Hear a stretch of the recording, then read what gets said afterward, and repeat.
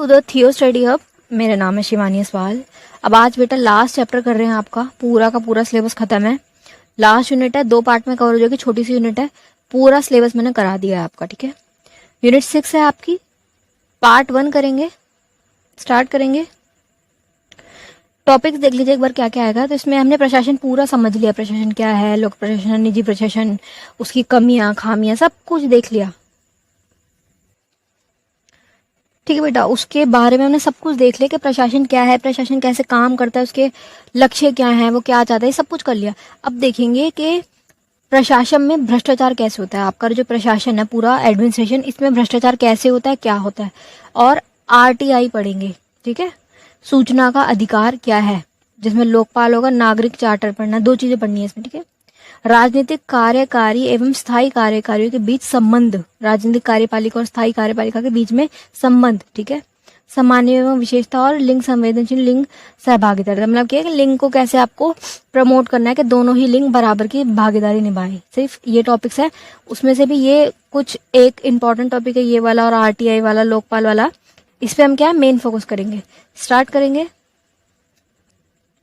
पहला पॉइंट है आपका कि भ्रष्टाचार क्या है, ठीक है। सत्यनिष्ठा बनाम भ्रष्टाचार। सत्यनिष्ठा क्या होता है, सच्चाई, और उसके अगेंस्ट, उसका अपोजिट क्या हो गया, भ्रष्टाचार। भ्रष्टाचार क्या होता है सभी को पता है बच्चों, ठीक है। घूसखोरी, जिसमें क्या होता है आपको अपना कोई भी काम कराने के लिए इतनी अमाउंट में पैसा देना पड़ता है। अगर आप पैसा नहीं दोगे तो आपका क्या है, काम नहीं होगा। बिना भ्रष्टाचार के कोई काम नहीं होगा। आपको छोटा से भी काम करवाना, आपको उसके लिए पैसा देना पड़ेगा। आप काम जल्दी करवाना चाह रहे हो, जो लोग अमीर होते हैं वो चाहते हैं कि हमारा काम फटाफट जल्दी हो जाए, हमें लाइनों में ना लगना पड़े, तो उसके लिए क्या है, पैसा देना पड़ता है। उसी को क्या कहा जाता है, भ्रष्टाचार, जो कि गलत है।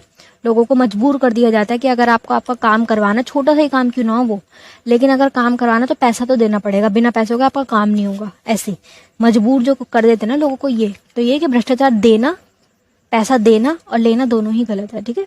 घूस जो होती है लेना देना दोनों ही गलत है। इसमें क्या है, हम भ्रष्टाचार को निजी लाभ के लिए सौंपी गई शक्ति के दुरुपयोग के रूप में परिभाषित करते हैं। मतलब अपने फायदे के लिए, अपने लाभ के लिए जो तुम पैसा मांग रहे हो, उसको क्या कहा जाएगा, भ्रष्टाचार। भ्रष्टाचार विश्वास को खत्म करता है, मतलब क्या, ट्रस्ट खत्म हो रहा है लोगों का।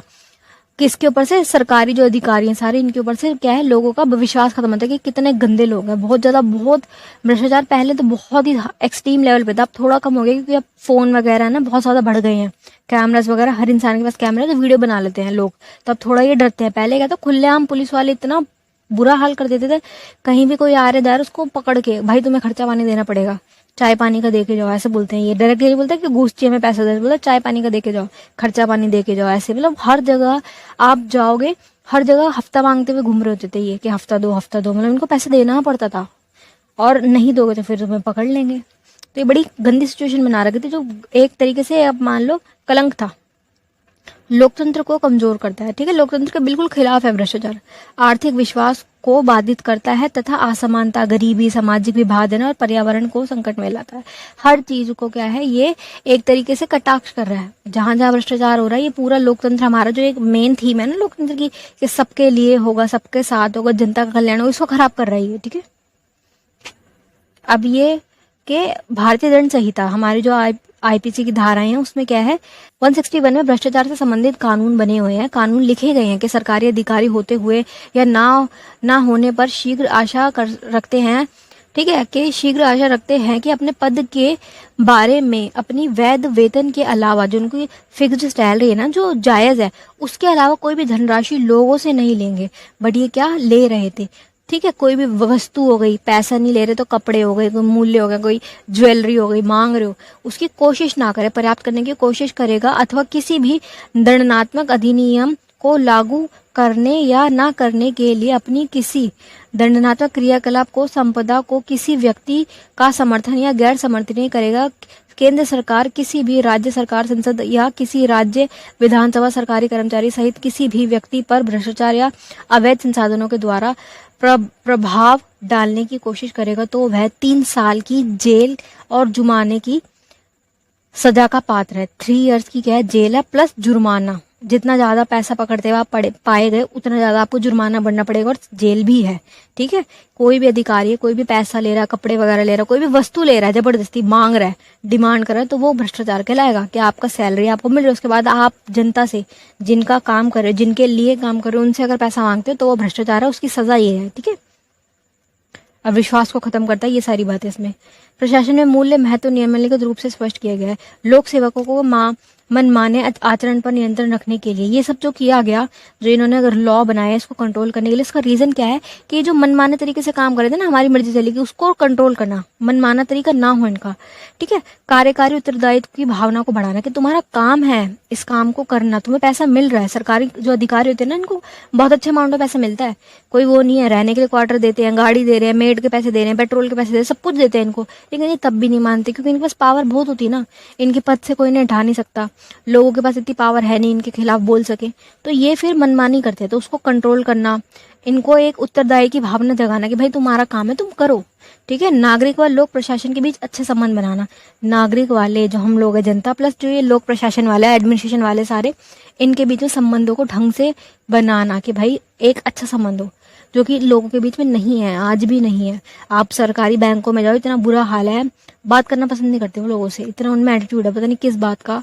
बैंक वाले छोटा सा भी काम होगा ना, कम से कम 10-12 चक्कर लगवा देते हैं, क्योंकि वो बात ही नहीं करते, बताते ही नहीं कुछ कि क्या करना है, कहाँ पे करना है, उनको इंटरेस्ट ही नहीं है, पैसा उन्हें पूरा मिल रहा है, लेकिन वो यही बोलते कल आना, अभी हमारा लंच चल रहा है, अभी तुम अब कल आना, हमें इससे मतलब नहीं तुम कहाँ से आ रहे हो, कितनी दूर से आ रहे हो, आप कहीं भी जाओ, कहीं भी चले जाओ, हमारा लंच चल रहा है, हमें हमारे खाने से मतलब, हर वक्त उनका लंच ही चल रहा होता है। तो ये बहुत सारी जगह देखेगा, सिर्फ बैंक में नहीं, और भी सरकारी दफ्तरों में आप जाओ, बहुत लंबी तो लाइन लगी होती है, कोई सुविधा नहीं है, काम वो कर नहीं रहे होते। और ये सबसे बड़ा उदाहरण तो इनका डीयू वालों का ले लो, डीयू की जो एग्जामिनेशन ब्रांच है, अगर भी आप उसमें जाके देखो, इतनी भीड़ है और वो काम करके राजी नहीं है। अंदर उनका जो, जहाँ वो बैठे होते हैं, जो उनका वर्क प्लेस, उसमें फुल एसी चल रहा है, बच्चे बाहर धूप में लाइन में लगे हुए हैं, और उनमें इतना एटीट्यूड है, पता नहीं किस बात का, उन्हें क्यों गुस्से में बैठे होते हैं, मुझे ये समझ नहीं आता। कोई भी उनसे छोटी सी चीज मांगो, उनसे डिग्री मांग रहे थे हम, वो पता नहीं किस बात के घमंड में थे, ना वो हमें डिग्री दे रहे, ना वो कोई सोल्यूशन दे रहे कि हम क्या कर सकते हैं, हम पे डांट के हमें भगा दिया कि जाओ कल आना, परसों आना, वो टालते रहते हैं कि मतलब जो भी बच्चा आ रहा है ना उनको टाल दो। इनका ये बिहेवियर है, क्योंकि सरकारी नौकरी इनकी, हटाओ ने कोई सकता नहीं, कोई इनके खिलाफ नहीं बोल सकता, हम क्या ही कर लेंगे, बच्चे हम सारे। तो वो ये चाहते थे कि ये यहाँ से चले जाए, कल आओ कल आओ, इनको ये चलता है, कोई भी आ रहा है, कोई भी किसी की प्रॉब्लम है, अच्छा तुम परसों आना, परसों फिर तुम परसों आना, ये चलता है उनका, जो कि बहुत गलत बात है। ठीक है, इससे क्या है, नागरिक जो हम लोग हैं हमारी और प्रशासन वालों की बीच में जो संबंध है ना खराब होते हैं। सामाजिक खुशहाली, लोक हित और सामान्य हितों को संरक्षित करता है। मतलब क्या, काम अगर सही से होगा, लोग, जनता का काम आराम से हो रहा है, उनको चक्कर नहीं काटने पड़ रहे, पैसा नहीं देना पड़ रहा, तो जनता खुश रहेगी इस तरीके से। ठीक है, कार्यकारी शक्तियों को, उन निर्णयों को नियंत्रण करने के लिए उनके औपचारिक कानून व पद्धतियों से नियंत्रण नहीं किया जा सकता। मतलब कि उनके जो काम है, जो उनके औपचारिक काम है, वर्क है, ठीक है, तो जो भी आपका काम है ना, आप उसको ना करके, मतलब ये जो औपचारिक कानून और पद्धति है उसको, नियंत्रण को मना नहीं कर सकते। जो आपके रूल्स फिक्स है उसको आपको करना ही होगा। ठीक है, रूल बने हुए हैं कि आपको इतना काम करना, तो आपको करना ही है, आप मना नहीं कर सकते। कार्यकारी प्रक्रिया की प्रभाव करते कि उन्नत करने के लिए, मतलब कि जो तुम्हारा काम करने का जो स्ट्रक्चर है, जो तुम्हारा काम करने का तरीका, उसको प्रभावी बनाना, उन्नत बनाना, कि तुम अच्छे तरीके से फास्ट काम करो, उसको धीरे धीरे ना हो। लोक प्रशासन की वैधता और विश्वसनीयता को बढ़ाना, कि लोगों को इसमें ट्रस्ट हो कि हाँ हाँ सही है, हमारे लिए काम कर रहे हैं। हर प्रकार के लोक सेवकों को के मध्य उच्च नैतिकता की भावना जगाना। नैतिकता ये कि तुम अपने काम को करो, तुम्हारा काम है, अगर जैसे पुलिस वाले, उनका काम जनता की रक्षा करना, तो जनता की रक्षा करे ना। ऐसा ना हो कि पुलिस को देख के जनता ही भाग जाए। लोगों को डर लग रहा है पुलिस वालों को देखिए कि भाई पता चला अभी पकड़ के पैसे मांगने लग जाएंगे, तंग करने लग जाएंगे, तो लोग दूर रहना पसंद करते हैं पुलिस वालों से। इमेज खराब हो गई ना उनकी, चाहे कोई एक ही कर रहा हो, लेकिन इमेज तो देखो सबकी खराब होती है। जो उन्होंने खाकी वर्दी पहन रखी है सबने पहन रखी है, तो किसी एक के जैसे सबकी इमेज खराब होती है। तो ये कि एक नैतिकता की भावना उनके अंदर जगाना। ठीक है, अब ये भ्रष्टाचार तो आपको बेटा समझ आ गया, भ्रष्टाचार के खिलाफ रूल क्या बना हुआ है ये समझ आ गया, इसके खिलाफ अगर आप करते हो तो कितनी आपको जुर्माना और कितने साल की सजा होगी ये बता दिया, और इसको कम करने के लिए क्या क्या चीजें की गई हैं। ठीक है, कि ये जो रूल बनाया गया आपका, जो हमने इस पेज पे पढ़ा, ये वाला आरपीसी की धारा 161, ये वाली धारा याद रखना। इससे क्या है, ये सारी चीजों को कंट्रोल करने के लिए किया गया। सारे पॉइंट्स को आपको लिखना है। अगर ये क्वेश्चन आता है भ्रष्टाचार वाला, तो आपको बना के लिखना है कि क्या है भ्रष्टाचार, क्यों होता है भ्रष्टाचार, इसको कंट्रोल करने के लिए क्या कौन सी धारा है और उससे क्या क्या चीजें, ये सारे पॉइंट्स आपको लिखने हैं, ठीक है। अब नेक्स्ट है RTI, ठीक है, राइट टू इन्फॉर्मेशन। इसमें क्या है, आपको ना सूचना देने का अधिकार होगा कि क्या हो रहा है क्या नहीं हो रहा, आपके पास पूरा अधिकार है। आप पूछ सकते हो कि भाई मेरा अधिकार है सूचना का, बताओ क्या हो रहा है ये। जिसमें ये आ रहा है कि अगर पहले बहुत ज्यादा था ना कि ये रिश्वत मांग रहे हैं, पैसे मांग रहे हैं, घूस मांग रहे हैं, तो इन सब का कंट्रोल करना कि भाई ये पैसा जो तुम ले रहे हो ये किस चीज का पैसा है। राइट टू इन्फॉर्मेशन, तुम क्वेश्चन कर सकते हो। इसमें सबसे बड़ी ताकत क्या है, ये क्वेश्चन करने की ताकत आ गई कि ये जो मेरा फॉर्म है, कोई भी फॉर्म है, मान लो तुम्हें सबमिट करना है, तुम्हारा सरकारी काम है, तो वो सरकारी अधिकारी कह रहा है भाई हो जाएगा ये फॉर्म तुम्हारा, लेकिन तुम्हें इसके लिए ना 1000 रुपए देने पड़ेंगे। तो तुम्हारे पास ना बेटा राइट टू इन्फॉर्मेशन है कि भाई किस बात के 1000 रुपए मांग रहे हो, हमारा पूरा अधिकार है क्वेश्चन करने का, ठीक है। राइट टू इन्फॉर्मेशन RTI सभी के लिए है। अगर आपसे कोई पैसे मांग रहा है, रिश्वत मांग रहा है, तुम्हारे पास अधिकार है कि भाई किस चीज के पैसे, ये तो बताओ, किस अकाउंट में ले गए ये पैसे और किस चीज के हैं ये बताओ, मेन बात तो, ठीक है। तो इससे क्या है, बहुत कंट्रोल हुआ है। तो सूचना का जो अधिकार है 2005 में है, जो कि अच्छा अधिकार है। अब इससे क्या है, जनता सवाल पूछ सकती है सरकार से कि जो इतना पैसा सरकार के पास जाता है वो हमारा ही तो टैक्स होता है, हम ही तो देते हैं। हर चीज पे हम टैक्स देते हैं, सुबह से लेकर रात तक जितनी चीजें खरीदी सब पे टैक्स चलता है हमारा। इनकम टैक्स अलग से जाता है, GST अलग जा रहा है, मतलब हमारे ही पैसों से देश चलता है पूरा। तो हमारा दिया हुआ पैसा जा कहाँ रहा है, हमारे पास पूरा अधिकार है ही पूछने का। तो ठीक है, इसमें यह क्या, भारतीय जनता को सूचना का अधिकार अधिनियम 2005 के तहत किसी भी सार्वजनिक स्थल संस्था, कोई भी सार्वजनिक संस्था है ना जो सरकारी होती है, या एजेंसी से किसी भी मामले में सूचना हासिल करने का अधिकार है। मान लो तुमने बैंक वाले ही है, बैंक में तुम गए ATM देने के लिए, ATM कार्ड तुमने बनवाना, तुमने अपना फॉर्म दे दिया, मगर तुम्हारा काम नहीं हो रहा, कोई दूसरा बंदा आया, उसने 1000 रुपए दिए उस अधिकारी को, उसका काम हो गया, तुम्हारा नहीं हो रहा। तो तुम्हारे पास ये अधिकार है, तुम मुझसे क्वेश्चन कर सकते हो, भाई मेरा वो फॉर्म कहाँ गया, कहाँ तक है, उस पर कितना काम हुआ, अब तक वो फॉर्म आया क्यों नहीं है, जो मैंने ATM के लिए फॉर्म फिल किया था वो ATM कहाँ रह गया, आया क्यों नहीं अब तक।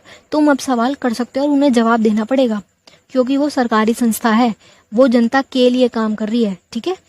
सरकारी जितनी भी संस्थाएं हैं ना, एजेंसियां, उनसे हम सवाल कर सकते हैं, प्राइवेट वालों से हम नहीं कर सकते, क्योंकि हमारा अधिकार नहीं बनता, वो प्राइवेट है, जैसे वो उनका खुद का काम है, हम उनसे कैसे सवाल कर सकते हैं। अगर मान लो हम उनको पैसे दे के कुछ सुविधाएं ले रहे हैं, मान लो प्राइवेट बैंक में हम जा रहे हैं, हम उसके प्राइवेट बैंक के सदस्य वाले हैं, ठीक है, हमने हमारा अकाउंट खुलवा रखा प्राइवेट में, तो हम उनसे सवाल पूछ सकते हैं, क्योंकि अब हम उनके अंडर आ गए, ठीक है, हमारे वो बैंक वाले, तो हम उनसे पूछ सकते हैं। लेकिन बाहर का कोई बंदा उनसे नहीं सवाल कर सकता कि तुम क्या कर रहे हो, तुम्हारा काम इतना लेट क्यों है, और तुम इतने पैसे क्यों ले रहे हो, किस चीज के पैसे, हम उनसे सवाल नहीं कर सकते। वो प्राइवेट है, वो जितने मर्जी पैसे ले, उनसे कोई कुछ नहीं कह सकता, वो उनकी मर्जी है, प्राइवेट है उनका, वो जिस हिसाब से अपना रेट रखना चाहे वो रख सकते हैं, ठीक है। तो प्राइवेट क्वेश्चनिंग नहीं की जा सकती, सरकारी सार्वजनिक जितनी संस्थाएं हैं ना, उससे आप सवाल पूछ सकते हो, ठीक है। कोई जैसे मान लो पर्सनल डिटेल्स है, किसी की प्राइवेट कंपनी है, उनके पर्सनल कुछ चल रहा है, उसके बारे में हम नहीं जान सकते, क्योंकि हमारा उनसे कोई लेना देना नहीं है। लेकिन अगर सरकारी संस्था है, सरकारी कंपनी है, तो फिर पूरा अधिकार उन्हें जवाब देना पड़ेगा, ताकि ये इन संस्थाओं के कार्यों को जवाब देना पड़ेगा। उसे क्या कहते थे, जवाबदेही, खुलेपन को बढ़ाया जा सके। क्योंकि पहले क्या होता था, कंपनियां, जो सरकारी कंपनियां होती थी जो जनता के लिए काम कर रही है, वो जनता के लिए काम करती ही नहीं थी, आई तो जनता की सेवा के लिए थी, पर पावर आ जाती नहीं जैसे, फिर क्या करते, अपनी सेवा करना स्टार्ट कर देते हैं, जनता मर जाए। तो ये कि उनसे सवाल पूछा जा सकता है कि भाई इतना पैसा जो आया था, इतने करोड़ों में संख्या में पैसा तुम्हें दिया गया, वो पैसा गया कहाँ, जो ये रोड बनाने के लिए इतना पैसा दिया था वो पैसा कहाँ गया, सवाल पूछा जा सकता है। और उन्हें जवाब देना पड़ेगा 1-1 रुपए का, कि किस चीज में कितना पैसा लगा, जवाब दो, ठीक है। पर ये प्राइवेट वालों से तुम नहीं पूछ सकते। इसका मुख्य उद्देश्य भ्रष्टाचार को खत्म करना है। RTI का मुख्य उद्देश्य यही था, भ्रष्टाचार को खत्म करना। कल को कोई भी ऑफिसर आके तुमसे पैसे मांगता है कि तुम्हें ये वाला काम कराने के 10,000 देना पड़ेंगे, तो तुम पूछ सकते भाई किस बात के पैसे मांग रहा है, ये पैसे तो हमारे काम के मांग रहा है, ये तो रिश्वत मांग रहा है, ठीक है। ये पावर आ गई आपके हाथ में। अब सभी लोक संस्थाओं के द्वारा आजादी की जरूरतों को पूरा करने के योग्य बनाया गया। इसके अलावा यह अधिनियम जनता को शिक्षित करता है, मतलब ये कि तुम्हारे पास अब पावर आ गई ना क्वेश्चन पूछने की, तो जनता को क्या ज्ञान प्राप्त होगा, क्या चल रहा, कहाँ चल रहा, हम पूछ सकते हैं, ठीक है। पहले क्या था, अंग्रेजों के टाइम पे जब हम आज़ाद नहीं थे तो हम उनसे कोई सवाल नहीं कर सकते थे, सवाल करोगे तो गोली मार देंगे, ऐसा सिचुएशन थी तब तो, है ना। हम उनसे कोई बात नहीं कर सकते थे, वो क्या कर रहे हैं हमारे पैसे का, हमसे इतना टैक्स क्यों ले रहे हैं, दुगना लगान वो क्यों लेते थे, हमारे पास अधिकार था ही नहीं हम उससे पूछ सके कि तुम ये क्या कर रहे हो, ठीक है। बाद में जब हम आज़ाद हो गए उसके बाद हमने कानून बनाया कि आप पूछा जा सकता है, कोई भी टैक्स अगर लग रहा है तो उसकी पूरी सूचना आती है कि ये टैक्स कितना है, किस चीज़ का है, पूरा उसमें लिखा होता है। और अगर तुम और भी पूछना चाहते हो, आप अधिकारी जो सूचना अधिकारी होते हैं, सूचना न्यायालय वाले, उनको पास जाकर आप पूछ सकते हो, ठीक है। ठीक है बेटा, अब इसमें क्या है, इससे क्या है, नजर रख पाओगे आप, ठीक है। नजर रखने को जरूरत है, सूचना जो भी है, आप कुछ भी काम जो हो रहा है उस पर आप नजर रख सकते हो। इससे क्या है, सहभागिता बढ़ेगी, पारदर्शिता बढ़ेगी। पारदर्शिता क्या है, ट्रांसपेरेंसी के क्या काम हो रहा है, कहाँ तक वो प्रोसेस हुआ, कितने पैसे लगे इस काम को करने में, किसके हाथ कितने पैसे गए, ये सारी चीजें क्या पारदर्शिता हो गई, छुपावा नहीं है। वो पर्दा हट जो था ना जनता और सरकार के बीच, वो हट गया पर्दा इससे, ठीक है। ऑनलाइन आरटीआई साइट भी बना रखी है, आपको कहीं जाने की जरूरत नहीं है, आप ऑनलाइन क्या है, कोई फॉर्म भर दो, आपको पता चल जाएगा, जिस चीज की जानकारी आपको चाहिए वो दे दी जाएगी। और इसको संभालता कौन है, ICIC, ठीक है, केंद्र सूचना आयोग, ये आयोग बनाया हुआ है केंद्र लेवल का। एक तो हो गया केंद्र सूचना आयोग और दूसरा कौन सा हो गया, राज्य सूचना आयोग, जो राज्य के लेवल पे होता है। राज्य से रिलेटेड जो भी तुम्हें इन्फॉर्मेशन चाहिए तुम उनसे पूछ सकते हो। अगर तुम्हें वहां से भी सूचना प्राप्त नहीं होती, तुम सेटिस्फाइड नहीं हो कि गलत बताया या बता ही नहीं रहे, तुम फिर इनसे भी पूछ सकते हो, CIC वालों से, ठीक है। और इनका मेन काम ही क्या है, सूचना जनता को प्रदान करवाना। कोई भी सूचना है, कोई बंदा है वो चाहता है कि स्कूल में कितना पैसा लगा उसे जानना है, तो तुम पूछ सकते हो, सरकारी काम है, तुम पूछ सकते हो, उसमें कोई वो नहीं है, ठीक है। सरकारी पदाधिकारियों का पंजीकरण किया जाता है, इसमें सरकारी पदाधिकारी तो ही बताया जा रहा है, ठीक है। ठीक है बेटा, इसमें सिर्फ इतना ही है कि आरटीआई से क्या है, जनता के पास पावर आ गई कि अब वो क्वेश्चन कर सकता है। पहले हमारे पास ये पावर थी नहीं, जब तक हम आजाद नहीं थे, 1923 तक ये वाला गुप्त बात अधिनियम चल रहा था, शासकीय गुप्त बात अधिनियम चल रहा था, अंग्रेजों के द्वारा लागू था ये। इसमें क्या था कि जनता के पास कोई अधिकार नहीं था कि वो सवाल कर सके सरकार से, वो कुछ भी करे, और अगर सवाल करा तो जेल में डाल दिया जाएगा इस कानून की वजह से, ठीक है। बहुत गलत कानून था, गुप्त बात अधिनियम था कि हम क्या करें ना, हम जनता को नहीं बताएंगे। इन्होंने क्या बोला था कि जनता के पास इतना दिमाग नहीं है कि वो हमारी हाई लेवल की शासकीय बातों को समझ सके, तो हम इस अधिनियम से क्या करते थे, सारा पैसा कहाँ जा रहा है, क्या कर रहे हैं, कितना टैक्स लगा रहे, गलत टैक्स लगा रहे, क्या कर रहे हैं, वो कुछ नहीं बताते थे, ठीक है। इसी कारण क्या हुआ था, भोपाल गैस त्रासदी हुआ था, सभी को पता है। भोपाल में क्या है, गलत एक गैस का प्लांट लगा रखा था, कीटनाशक बनाने की कंपनी थी, जो कि रूल्स कहते हैं कि कभी भी रिहायशी एरिया में नहीं लगेंगे, लेकिन इन्होंने क्या कर रखा था, रिहायशी एरिया में लगवाई। क्यों, पैसे के लिए। अमेरिका की कंपनी थी, टर्बाइट नाम था कुछ उसका, ठीक है बेटा, नाम याद नहीं आ रहा, मैं करेक्ट मैं बताऊंगी आपको, कमेंट बॉक्स में पूछ लेना, ठीक है। तो उस कंपनी का क्या था, हानिकारक गैसें थी उसके अंदर, वो हो गई खुल गई ऐसे, वो जो गैस थी भोपाल के एरिया में पूरे में फैल गई, शहरी एरिया में लाखों लोगों की जान गई थी।